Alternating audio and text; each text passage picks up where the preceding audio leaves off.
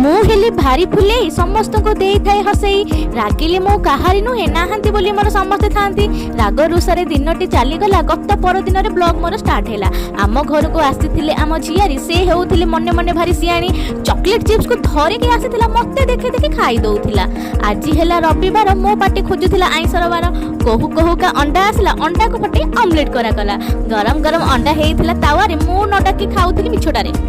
ପାଖରେ ଲଙ୍କା ଲୁଣରେ ଟିକେ ପାଗ ହେଲା ଚକା ମୁଣ୍ଡ କରି ତଳେ ବସିକି ଆମେ ଭୋଜନ କରାଗଲା କାଲି ହେଲା ସାବିତ୍ରୀ ସଫା ସୁତୁରା ଚାଲିଥିଲା ଘରେ ଭଳିକି ଭଳି ଦେଖୁ ଦେଖୁ ସାବିତ୍ରୀର ଭାର ଆସିଲା ଆମ୍ବ ପଣସ ଆସି ଘରେ ଆମର ଗଦା ହୋଇଥିଲା ଶେଷରେ ମାର୍କେଟିଂ ପାଇଁ ମାର୍କେଟ ବାହାରିଲୁ ମନ ଖୁସିରେ ଆମେ ସବୁ ଗୀତ ଗାଇଲୁ ହସଟି ଥିଲା ତାର ଭାରି କ୍ୟୁଟ୍ ଜଗିବାର ଥିଲା ମୋର ଡ୍ୟୁଟି